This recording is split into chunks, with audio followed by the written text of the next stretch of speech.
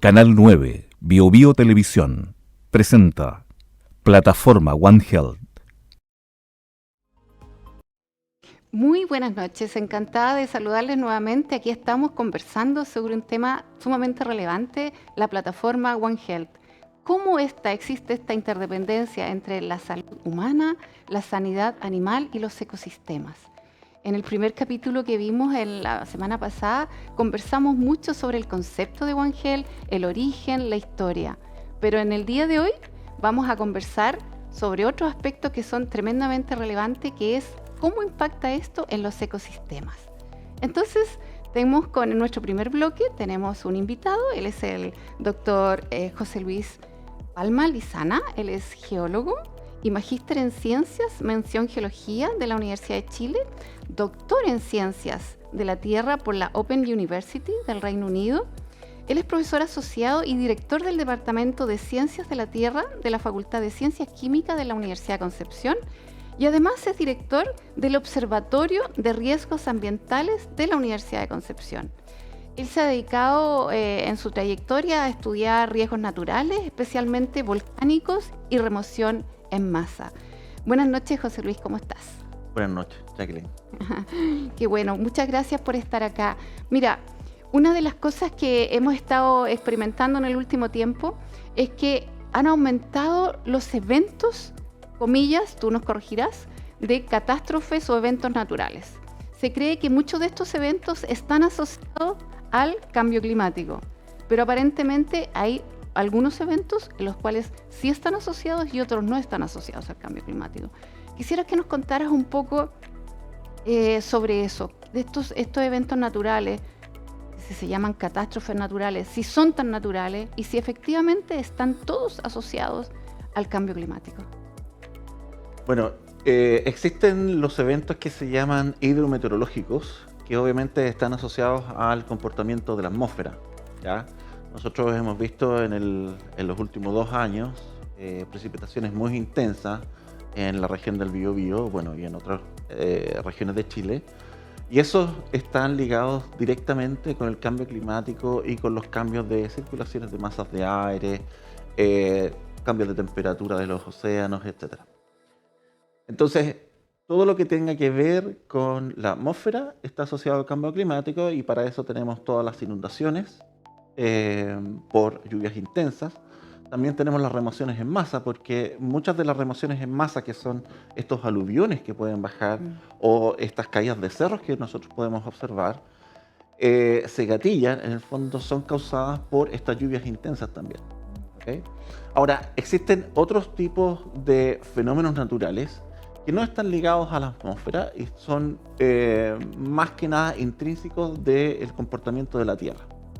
Nosotros en Chile, como toda la audiencia sabe, en Chile tenemos un país muy sísmico. Ya tenemos un país muy sísmico que tiene que ver con el contexto geológico de las placas tectónicas y cómo la subducción, en el fondo, que se llama cuando una placa baja por la otra, va generando un roce que genera estos movimientos telúricos, ¿ya?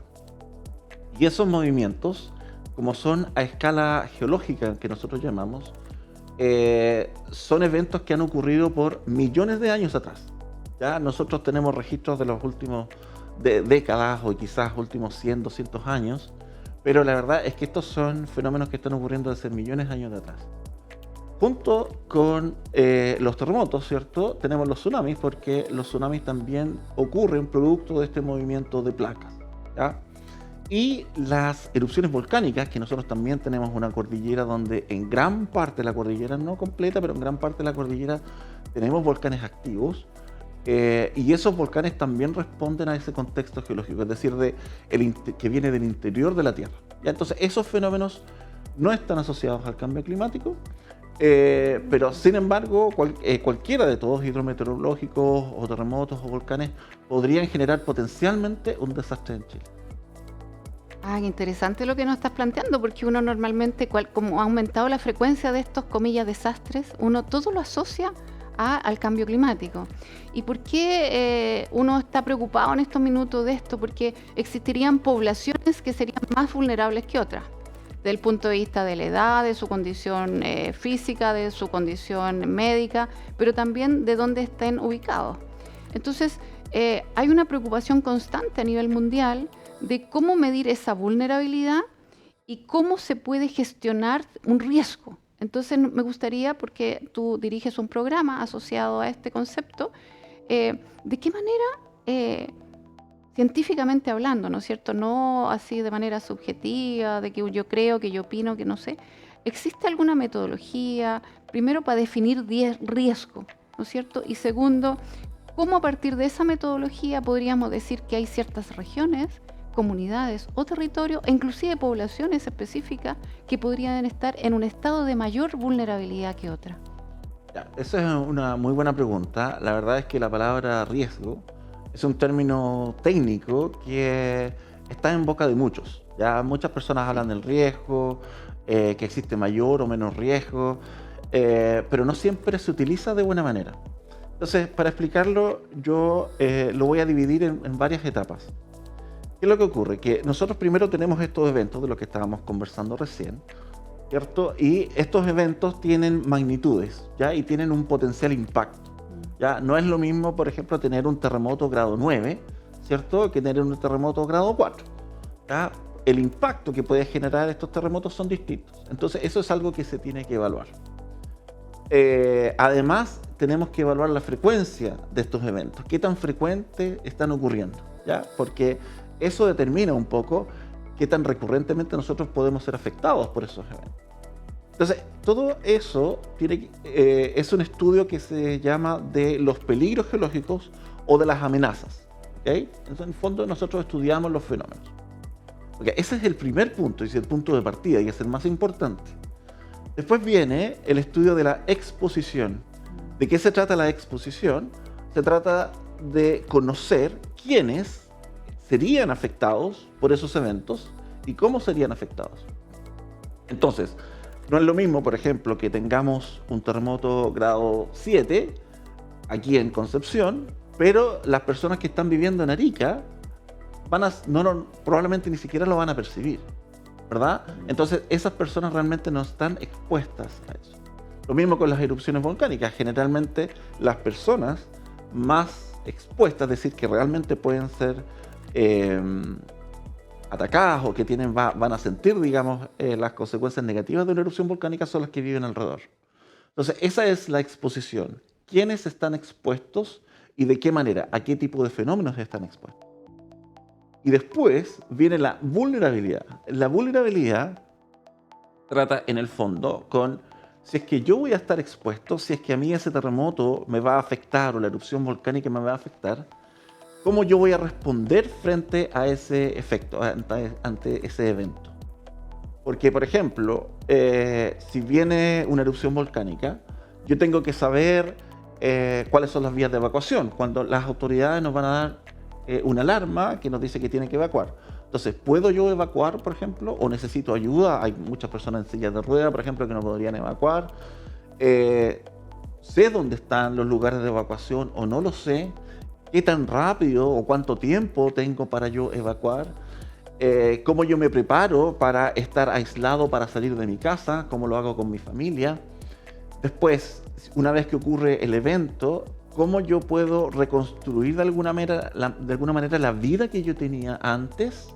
¿Ya? Y si yo me adapto a la posibilidad de que ocurran estos eventos, que eso tiene que ver de la parte de la resiliencia. Uno es resiliente cuando se va adaptando y cada vez va mejorando su condición ante estos eventos. Entonces tenemos la evaluación de los fenómenos, la exposición y la vulnerabilidad. Y todo eso en conjunto es la evaluación de riesgos. ¿Ya? Entonces la evaluación de riesgos, la verdad, que puede ser bastante compleja de realizar y muchas personas no entienden lo complejo que es realizar un estudio de riesgo porque literalmente abarca muchísimas disciplinas distintas, es absolutamente multidisciplinario. Entonces, cuando hablamos de la gestión de riesgo, lo que nosotros queremos hacer es, de alguna manera, minimizar el impacto que pueda tener sobre la población la ocurrencia de estos fenómenos. Y para eso hay diferentes instrumentos. ¿ya? Están los sistemas de alerta temprana, están los planes de emergencia, bueno, incluso se puede incluir dentro de la planificación territorial, ¿cierto? Para que existan ciertos lugares que nosotros sabemos que van a ser afectados por inundaciones o por erupciones volcánicas, para que no se construyan casas o para que no tengamos colegios, por ejemplo, en esos lugares. Entonces, hay miles de instrumentos que se pueden utilizar para disminuir ese riesgo, en el fondo, para disminuir el potencial impacto que nosotros podamos tener frente a estos eventos naturales. Oye, qué importante lo que estás aclarando, o sea, son 3 etapas, porque uno parte con la vulnerabilidad, y eso en realidad es como la última etapa, porque finalmente lo que queremos ver es cómo logramos poblaciones, comunidades o personas que sean más resilientes a esto. Y qué importante que dentro de la institucionalidad, el programa que tú diriges de gestión de riesgos de la Universidad de Concepción está haciendo un aporte a estas 3 etapas, que eso me parece súper interesante, y quisiera preguntarte a propósito de eso, la institucionalidad vigente a nivel país. ¿Es las instituciones que tú nombraste o trabajan en conjunto con universidades, con centros de investigación como los que tú diriges, o solamente ellos están trabajando de manera aislada? ¿Cómo es esa colaboración entre la academia y la institucional y vigente en Chile? ¿Fluye o no fluye? Bueno, quizás primero para colocarlo en contexto, debo decir que desde los últimos años se ha estado cambiando un poco cómo se organiza la institucionalidad en Chile, digamos, para atender los riesgos de los fenómenos socionaturales. El 2021 salió una nueva ley que de alguna manera crea SINAPRED, y SINAPRED es un sistema nacional de prevención ante desastres que nos va a ayudar a organizar y gestionar de mejor manera cómo las diferentes instituciones públicas conversan entre otras. Ya, por ejemplo, CERNAGIOMIN, tenemos el CHOA, tenemos el Servicio Sismológico Nacional, ¿cierto? Tenemos lo que la ex ONEMI ahora se llama SENAPRED, ¿ya? Claro. Y SENAPRED es la coordinadora de todos ellos. Y el año pasado también salió el reglamento que regula, en el fondo, cuáles son las labores de cada una de estas instituciones y cómo interactúan entre ellas. Lamentablemente, para la academia se dejó muy poco espacio, ¿ya? Y eso yo lo lamento dentro de lo que es la descripción, digamos, que existe en el reglamento. Pero, y puedo evidenciar de que en todas las labores que se están encomendando entre esta ley y la ordenanza, y el reglamento, existen muchas cosas que son difíciles de hacer. Son difíciles de hacer para las instituciones que están encomendadas para hacerlo, y en gran parte por la falta de recursos. Es decir, se crea una ley y un reglamento que aspira a mejorar muchísimo el cómo nosotros vamos a estar preparados y la gestión de riesgo que vamos a estar desarrollando, pero no se entregan necesariamente los recursos. Ahora, nosotros en la Universidad de Concepción, por ejemplo, a través de este programa que se llama Observatorio de Riesgos Ambientales, hemos reunido a muchas personas expertas en los diferentes ámbitos que tienen que ver con la gestión de riesgos de fenómenos naturales.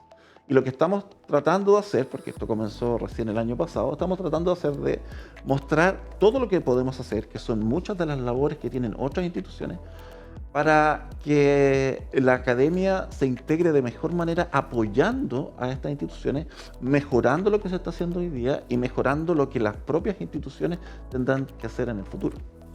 Yo creo que eso es un gran aporte que están haciendo ustedes, ¿no? O sea, realmente es bueno que la comunidad que nos está escuchando sepa que existe eso, que existe preocupación, que va a existir evidencia científica para que permee, ¿no es cierto?, para una mejor toma de decisiones. Hay algo que no puedo dejar de preguntarte, porque yo sé que tú eres experto en el tema de los volcanes. Y también está la sensación en el aire y de muchas personas que no somos expertos en este tema, de que con esto de la triple crisis, ¿no es cierto?, de la crisis ambiental, la crisis de la biodiversidad y la crisis climática, ha aumentado la frecuencia de las erupciones volcánicas. La gente lo asocia, y ahora entendí dentro de lo que hemos conversado que no necesariamente es así, de que ha aumentado la frecuencia de las erupciones volcánicas. Yo sé que tú te has dedicado bastante a estudiar los volcanes. ¿Se puede predecir una erupción volcánica? ¿Cómo se monitorea eso desde el punto de vista científico? ¿Por qué no nos cuenta? Porque la gente está interesada, porque no creo que te vayas a ir a meter a un volcán, pero tiene que haber una metodología científica, ¿no es cierto? Cuéntanos un poco, cuéntanos a la comunidad, ¿cómo se hace eso? Bueno, efectivamente, como tú mencionabas, primero que nada quiero establecer aquí que los eventos que están aumentando en frecuencia producto del cambio climático son los fenómenos hidrometeorológicos, ¿ya? Que involucran tanto las inundaciones, remociones en masa, como incendios forestales que también tienen una asociación, digamos, con el clima. En el caso de las erupciones volcánicas, no, ¿ya? ¿Qué es lo que ocurre? Que las erupciones volcánicas, al igual que los terremotos, se deben a un contexto distinto de la Tierra, que se mueve a una escala temporal distinta. Entonces, los volcanes, por ejemplo, pueden estar activos por 1 millón de años, ¿ya? Los volcanes activos que nosotros tenemos ahora han estado activos por cientos de miles de años. Y durante su periodo de actividad, claro, hay periodos en los cuales pueden tener más erupciones que otras, pero si uno no lo ve a lo largo de toda su historia, más o menos se mantienen igual, ¿ya? Entonces, claro, en el corto plazo, uno a veces puede ver que hay más erupciones que antes, digamos, pero eso en realidad para ver que la frecuencia aumenta uno tendría que verlo en un plazo mayor. Y bueno, es muy importante, por supuesto, estar monitoreando los volcanes. Monitorear los volcanes porque los volcanes realmente pueden generar eventos. Los volcanes, quiero aclarar que son estructuras en realidad que generan muchos eventos de fenómenos peligrosos. ¿Ya? El terremoto, por ejemplo, es un evento. ¿Ya? En los volcanes tienen muchos.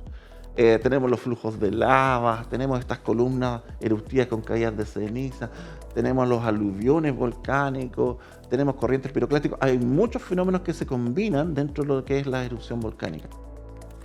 Y el monitoreo consiste esencialmente en detectar o intentar detectar qué es lo que está ocurriendo en la subsuperficie y cuando el volcán tiene manifestaciones en la superficie también cómo se están dando esas manifestaciones, de tal manera de interpretar con conocimiento científico cómo es la evolución del sistema de magma y volcánico. Y para eso existen diferentes tipos de mediciones que uno puede hacer y hay muchos instrumentos distintos que se pueden utilizar. Por ejemplo, tenemos los sismómetros, los mismos que se estudian para monitorear los terremotos. En volcanes también tenemos terremotos, pero más pequeños, ¿ya? Entonces, los terremotos es como, estos sismómetros que miden estos terremotos, es como cuando te ponen un estetoscopio y te empiezan a mirar dentro tuyo, ¿cierto? Con el estetoscopio un médico empieza a detectar sonidos dentro de ti, ¿verdad? Cuando tenemos actividad superficial, nosotros podemos tener lo que se llama mediciones de infrasonido que captan esa actividad superficial, ¿ya? Y es que es similar o análogo a lo que un médico haría cuando te pide que puedas toser, por ejemplo, ¿ya? Para ver si se escucha algo extraño o cómo se escucha, digamos, tu tos. Y así sucesivamente hay varios tipos de monitoreos que tú puedes tener y que te permiten realmente detectar qué es lo que está ocurriendo. ¿Se pueden predecir? Depende de la escala de tiempo. Yo no te puedo decir que va a haber un volcán que va a hacer erupción el próximo mes, a tal hora, etc. No, ¿ya? Pero cuando tú tienes un buen sistema de monitoreo y puedes hacer el seguimiento del cambio de actividad, tú puedes decir si ese volcán está cerca o no de tener una erupción. Entonces, a una escala más pequeña de días a horas, yo puedo decir este volcán va a hacer erupción o es muy muy probable que haga erupción. Entonces, pues, típicamente las alarmas que se entregan para el caso de las erupciones volcánicas son en muy corto plazo, ¿ya? No son de semanas, sino que son de horas o incluso justo al momento en que comienza la erupción. Pero se alcanza a evacuar, me imagino, ¿no? O sea, por eso te pregunto a propósito del Villarrica, yo sé que tú has seguido eso de manera continua, pero existe preocupación por los turistas, viene la temporada de verano, la gente dice no, porque el volcán nos va a pasar qué sé yo, y lo que tú acabas de decir también de los gases, o sea, hay un sinnúmero de factores que uno desconoce. Lo importante es saber de que se puede predecir, que existe metodología científica por lo que tú nos dices, y que podemos de eso salvar vidas probablemente. Bueno, efectivamente esto es extremadamente importante y muy delicado a la vez, porque el monitoreo volcánico obviamente lo que busca es prevenir que las personas sean atrapadas, digamos, por los fenómenos de la erupción volcánica. Y como te digo, típicamente se van dando muy cerca, las mayores alarmas se dan muy cerca de las erupciones. Nosotros tenemos sistemas de alerta que van cambiando de verde, amarillo, naranjo, etcétera, que nos van de alguna manera mostrando que algo puede estar ocurriendo, que algo está cambiando. Las evacuaciones ocurren cuando se da la alarma y eso típicamente va a ocurrir al momento que ocurre la erupción o solo un poquito antes, un poco antes, ¿ya? Dependiendo del volcán. El gran problema que tenemos, digamos, con las evacuaciones es el desconocimiento. Ya el desconocimiento del territorio, que nosotros ese es un tema que hemos conversado, porque efectivamente, si yo soy una persona que vive en un pueblo cerca de un volcán, yo conozco el volcán, yo conozco dónde están las quebradas, lo más probable es que todas las prácticas de evacuación yo las conozco, es decir, yo sé, yo he ido, he practicado para ir a evacuar, etc. Entonces, yo conozco mi entorno, conozco mi volcán y podría ser capaz de evacuar sin ningún problema. El problema es qué pasa cuando tienes turistas. Los turistas llegan a una zona que realmente desconocen. Y esas personas no van a conocer bien cuáles son los planes de evacuación, no van a conocer bien cuáles son las quebradas o los sectores más peligrosos. Y lo peor de todo es que no van a tener quizás el incentivo adecuado o las ganas de estudiar eso antes de llegar a la zona. Digamos, muy pocas personas, para ser honestos, cuando se van de turismo, lo primero que hacen es agarrar los folletos para saber dónde tengo que evacuar. Entonces, desde ese punto de vista, lo más importante es conocer el territorio y educar a las personas para enseñarles cómo responder ante las emergencias. Queremos agradecer al doctor José Luis Palma por súper interesante la temática, da para mucho para conversar, pero él quiso terminar justamente con un mensaje de educar, si queremos ser realmente resilientes, conocer nuestros territorios para poder vivir mejor, ¿no es cierto? Así que te agradecemos que nos haya acompañado en este programa y te deseamos lo mejor y de verdad que te felicito por el aporte que estás haciendo a la comunidad, tanto en el departamento como en el programa que dirige José Luis. Bueno, muchas gracias por la invitación y la verdad que a mí me parece que este tipo de iniciativas son realmente importantes para enseñarle a la comunidad las cosas que nosotros estamos haciendo. Tenemos en el segundo bloque una interesante invitada, una científica destacada, así es que vamos a una pausa, quédese ahí, espérenos.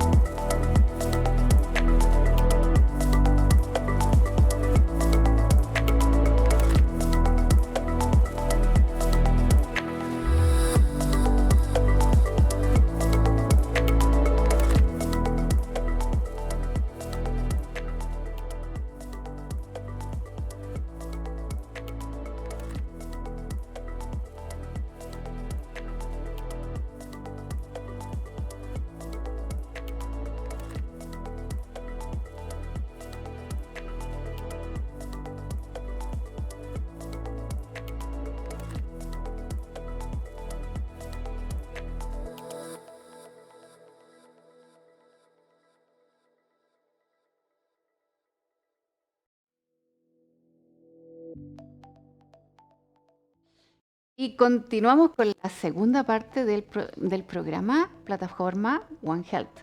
En esta oportunidad tengo el gusto de quien nos va a acompañar el día de hoy. Es la doctora María Ignacia Calisto Burgos. Ella es física, es doctora en Ciencias Físicas de la Universidad Concepción, es profesora asociada del Departamento de Geofísica de la Facultad de Ciencias Físicas y Matemáticas de la Universidad de Concepción.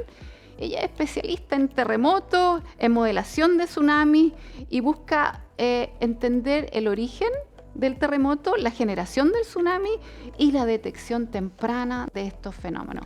Súper interesante. Ignacia, muchísimas gracias por acompañarnos esta noche. ¿Cómo estás? Hola Jacqueline, muy buenas noches. Acá todo súper bien, ya súper agradecida de este espacio. Bueno, un gusto tenerte, Ignacia. Eres una destacada científica joven. Y vamos a partir, estuvimos en el primer bloque conversando de los fenómenos naturales, aprendimos muchísimas cosas, pero yo quisiera llevarte inmediatamente al ámbito de tu expertise, porque hace una semana atrás escuchamos y vimos la noticia de que Japón anuncia de que viene un mega terremoto. Y la verdad que eso generó muchísima alarma. Y te voy a hacer inmediatamente directa con la pregunta. ¿Los terremotos se pueden predecir? Bueno, voy a ser súper directa con la respuesta y es no. Ah, no. No. No se pueden predecir como uno pensaría en predecir, por ejemplo, el pronóstico del tiempo, ¿no es cierto? Nosotros sí podemos conocer ciertas áreas donde uno mide a través de instrumentos como GPS o similares, ¿no es cierto? Uno puede decir qué zonas hay más energía acumulada. Lo que significa que en un futuro muy, entre comillas, cercano, pero estamos hablando dentro de cientos de años, dentro de los periodos, los ciclos de terremotos son largos, no son que se puede decir que va a ser mañana.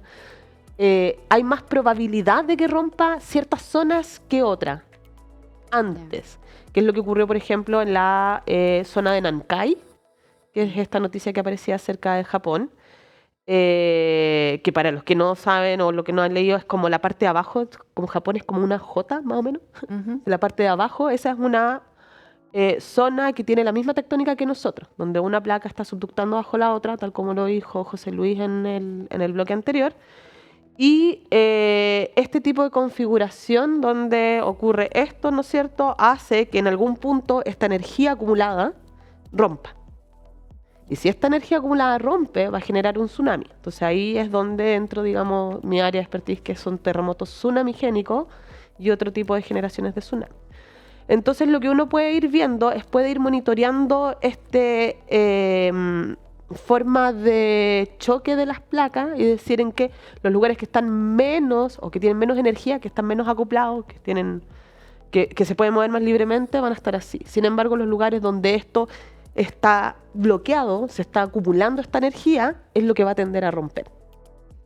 Entonces, eso es lo que ocurrió en Japón. Que dijeron, pero esto no se basa porque sí, ni porque hicieron predicciones o que apareció alguien de la nada a decir algo. Esto no se basa en eso, se basa en un montón de años de estudio, en un montón de ciencia, tecnología, innovación que se ha hecho dentro de las comunidades científicas japonesas, pero también a nivel mundial, por el hecho de nosotros compartir nuestra ciencia a través de artículos científicos, de las universidades, ¿no es cierto?, de la educación. Ellos miran, tienen un montón de instrumentos, entonces están viendo cuáles son las opciones y se dieron cuenta que efectivamente antes de un gran mega terremoto que puede generar un tsunami, como el que se está esperando, porque esa zona está, como te decía, bloqueada. Entonces están esperando un gran terremoto, pero no se puede decir cuándo, solo se puede decir que tiene mayor probabilidad. ¿Sí? Interesante. Yo quiero destacar eso, que no se pueden predecir, la ciencia, la doctora acá nos está diciendo, no se predice un terremoto, pero sí uno puede de alguna manera esperarlo. Igual es que es inquietante porque en el último tiempo hemos visto también que en las noticias se dice que en el norte hay un enjambre y la gente se angustia, Pero te voy a llevar a tu tema que llama mucho la atención. ¿Cómo se origina un tsunami? ¿Siempre se origina después de un terremoto o tiene distintos orígenes? ¿Un tsunami se puede originar de otra manera? Porque la idea de la comunidad, y me incluyo, que el tsunami siempre tiene un origen post-terremoto. O sea, hay un terremoto y viene un tsunami. ¿Hay otras causas de tsunami? Sí, definitivamente. A pesar de que el terremoto o los terremotos en general que tienen que cumplir ciertas condiciones, no cualquier terremoto va a generar un tsunami. Tiene que tener energía suficiente para que pueda elevar la columna de agua y además tiene que mover agua. Entonces, por ejemplo, estos terremotos, no sé, por 800 kilómetros de profundidad no llega el agua. No, la energía que va a soltar no va a llegar al agua. Entonces, por una parte tenemos los terremotos que sí son la mayoría de las fuentes de tsunami, o sea, son los mayores generadores de tsunami. Tenemos también menos frecuente, pero sí que ocurren harto, son las remoción en masa, es decir, caída de tierra, por ejemplo, lo que ocurrió en Aysén en 2007, o lo que ocurrió en Palú el 2018, que fue bastante conocido, digamos, por la comunidad, donde ocurren terremotos que son chicos, magnitud 6, magnitud 7, pero lo que hacen ellos no es que vayan a generar el tsunami, sino que desestabilizan parte, por ejemplo, del cerro o bajo el agua también en la pendiente. Entonces toda esta masa que va a estar inestable, con este sacudón, va a caer. Y como va a caer así de una manera rápida, se va a provocar esto de cambios en la elevación de la columna de agua. Es como, así como para ponerlo bien en entender el proceso, sería como si en una tina o en la cocina uno está lavando y se cae algo por la orilla, esto va a generar una como subida de agua, como un empujón. Ya. Una Mira, cosa así. interesante para la comunidad entender de que el terremoto es una de múltiples causas de tsunami. ¿Qué otras causas podría O sea, con haber? el tema, a mí me gustaría dejar, eso sí, una cosa clara, que con el tema de las remociones en masa o de el deslizamiento de tierra que podría haber, esa es una causa que es infrecuente, o sea, que ocurre poco, es poco también, digamos, Sí, bueno, dentro de comparado claro. con eso. No significa que no vayan a ocurrir o que no podría tener en algún momento la ocurrencia. O sea, de hecho, en el 2022 ocurrió un pequeño de caída de tierra en el lago Todos los Santos y que Mira. destruyó donde están los salmones, el muelle, y era una cosa chiquita. Son infrecuentes, pero no tienen aviso. Porque esos terremotos tan chiquititos uno no los va a considerar como gatillantes de terremoto, perdón, de tsunami. Sin embargo, esos terremotos pueden desestabilizar y generar el tsunami por la remoción en masa, por la caída del material. Entonces hay que tener, yo creo que siempre hay que estar monitoreando, siempre hay que estar atento, conocer las causas, conocer las posibles causas, como es este deslizamiento de tierra, pero también, por ejemplo, lo que ocurre en Tonga, que son los volcanes. Que también, si mueve agua, va a generar un tsunami. Y entonces, yo sé que esto es lo que tú haces y que lo haces tan bien, Ignacia. Tú monitoreas la aparición, la historia de la génesis del tsunami y después la gravedad. ¿Cómo se hace eso desde el punto de vista científico? Porque queremos contarle a la comunidad cómo se hace, porque imagínate, en el área en que tú estás, que son muy pocas personas expertos en tsunami, o sea, uno no se imagina cómo lo monitorea, o sea, porque alguien nos dice de repente, alerta de tsunami, ya, pero ¿cómo llegó a eso?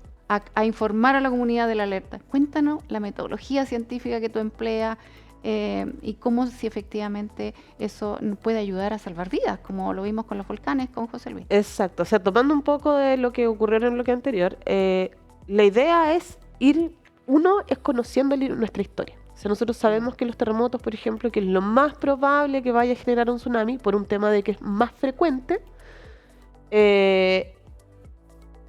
nosotros necesitamos conocer esta historia sísmica, porque estos terremotos son cíclicos. O sea, van ocurriéndose, la placa va empujando todo el tiempo, se va moviendo lento, pero se va moviendo, se acumula energía, se suelta, se vuelve a acumular energía, se suelta, se vuelve a acumular energía, se suelta.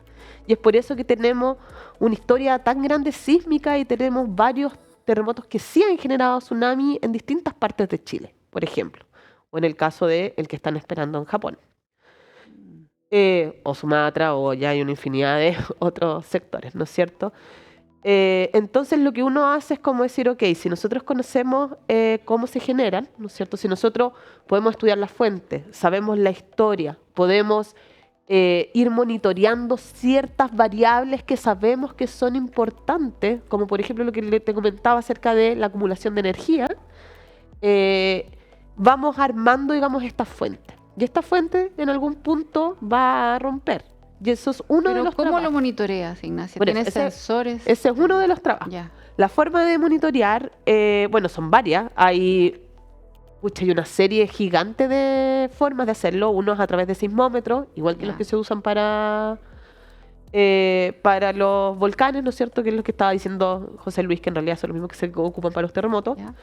Estos, uno puede ir viendo cómo cambia la actividad sísmica, dónde estos enjambres ocurren, por ejemplo, si hay terremotos lentos, si hay un montón de cosas, ¿no es cierto? Por otro lado, se ocupan los GPS, que era lo que yo te comentaba acerca de las velocidades, ¿no es Ya. cierto? Hay estudios más recientes que se podrían utilizar los mismos cables submarinos porque miden en una frecuencia distinta, o sea, por ejemplo, los cables de telecomunicación se pueden usar, pero se ve otra parte, digamos, de lo que va pasando por ahí, que Ya. se mueve. Entonces, y eso se mueve responden cuando se genera un terremoto, por ejemplo. Entonces, hay muchas formas de monitoreo. Hay radares de largo alcance, por ejemplo, para tener los tsunamis. Hay boyas DART, hay mareógrafos, pero esos son una vez que ya se haya producido. Entonces, por un lado, uno tiene que conocer el pasado para saber qué esperar, digamos, y qué medir, y cómo medir.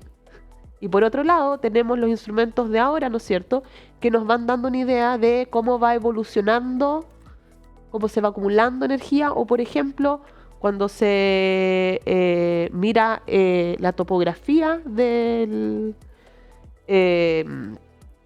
suelo oceánico, se va buscando, por ejemplo, inestabilidad en el talud.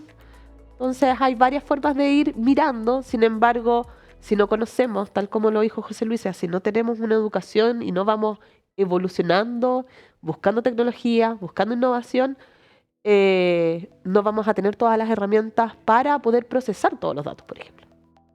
Importante, has reforzado dos ideas para la comunidad. Importante conocer su entorno, conocer la historia. Si Chile es un país sísmico, por lo tanto debiéramos aprender de eso para finalmente lo que queremos es tener una mejor calidad de vida, ser más resilientes, ¿no es cierto? Desde ese punto de vista, ¿tú crees que existe suficiente educación en la comunidad? O porque este es un tema, todo el mundo habla del terremoto, por las noticias siempre cuando hay un enjambre sísmico, pero yo veo que en general la comunidad no está muy educada. ¿Qué opinas tú de eso? O sea, yo creo que el 2010 hizo un quiebre. Ya, sí, claro. Eso sí, antes del 2010 había mucho más desconocimiento. Siempre estaba esto como que los abuelitos nos comentaban de que, pero no es que en realidad uno lo aprendiera, digamos, sino que también es una forma de hacer saberes, ¿no es cierto?, del conocimiento. Sin embargo, después del 2010 se incorporaron muchos más temas dentro del currículo escolar. Para mí, desde mi punto de vista, considerando, digamos, que estoy viendo el currículo escolar con mis hijas, siento que de todas maneras falta. Y que hay formas, digamos, porque el conocimiento va evolucionando. Claro. Nosotros cada vez vamos estudiando más y vamos conociendo más cosas y más instrumentos. Todo lo que hemos estado conversando justo ahora, lo que significa que lo que se les va enseñando a los niños y a las niñas también tiene que ir evolucionando con respecto a lo que uno conoce. O sea, de repente mis hijas llegan y es como, mamá, aprendí esto. Y yo, sí, mi amor, pero mira. Qué importante eso de dejarle claro a la comunidad, porque a veces los científicos estamos como muy alejados de la comunidad y recordar que existen avances científicos que permiten tener una detección precoz, que son mucho más eficientes, que son mucho más sensibles y que eso finalmente te va a permitir tomar mejor decisiones. La pregunta que le hice también a José Luis, Ignacia, pero que quiero que tú lo refuerces, el problema de la triple crisis que está viviendo el mundo, y por eso el tema de este programa, plataforma One Health, la crisis climática, ambiental y de biodiversidad, no tiene ninguna relación con la aparición de tsunami, o sí existe una relación. Es decir, la gente, todo es cambio climático ahora, si hay más enjambre sísmico, si hay más inundaciones, en fin, pero para que la gente entienda un poquito, las personas que nos escuchan, que nos están viendo, hay una relación directa entre la gravedad de esta triple crisis y el aumento de la frecuencia de tsunamis o terremotos. Ya, vamos a decir que vamos a dividir en dos la pregunta. Ya. Lo primero son los terremotos. Y los terremotos se producen por temas tectónicos que ocurren dentro del planeta, digamos, ¿sí? Con otros tipos de fenómenos que tienen que ver con el movimiento de las placas, mientras que todo lo que sería, por ejemplo, cambio climático va arriba. Ahora, por el tema de tsunami, sí se puede saber, porque otra de las fuentes menos conocidas, que en otras partes del mundo sí han sido más frecuentes, son los tsunamis provocados por perturbaciones meteorológicas. No son marejadas, ¿Ya? son distintas desde el mundo científico, ¿no es cierto? Nosotros podemos mirar los datos y decir como esto corresponde a un tsunami, esto corresponde. Se producen por temas súper específicos, pero tienen que ver condiciones, pero demasiado un checklist que uno diga, sí, puede provocar que se llama meteo-tsunami, porque son de condiciones meteorológicas, ¿ya? Ya. Que no hay que confundirlas con los meteoritos porque se llaman cosmológicos. Se tiende a confundir. Pero estos tsunamis que se producen por perturbaciones meteorológicas sí van a aumentar y sí han aumentado, ya hay evidencia por el cambio climático. Porque como el clima va cambiando, se producen tormentas, por ejemplo, o alguna perturbación meteorológica que antes no ocurría y que están ocurriendo en otras partes del mundo porque el clima va cambiando. Lento, pero va cambiando. Entonces, este cambio climático también puede afectar cuando yo digo como en temas de tsunamis en sí, pero no los terremotos, desde mi punto de vista, o al menos no directo. Y lo otro que yo creo que es importante es que quizás puede afectar también no de una manera más directa, sino que de una manera un poco más indirecta, considerando de que el ambiente, ambiente, ¿no es cierto?, todo lo que está alrededor de uno, que nos ayuda, por ejemplo, a mitigar algunos efectos de manera natural, también se ven afectados, como por ejemplo los humedales, las dunas, los arrecifes de coral, que obviamente nosotros acá no tenemos, dado nuestro clima, nuestras condiciones, ¿no es cierto? Pero, bueno, no solamente el cambio climático, sino que también la intervención humana, ¿no es cierto? Hace que estas barreras naturales se vean mermadas y nos como que agravan la situación, dado que, no sé, por el humedal va a absorber toda el agua, toda la energía.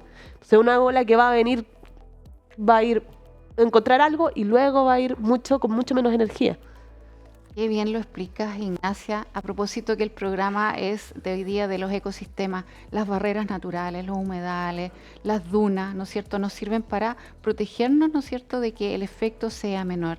Te queremos agradecer enormemente. Sabemos que te apasiona este tema, nos falta mucho todavía para seguir comprendiendo. Te agradecemos enormemente que hayas participado en este programa, plataforma One Health.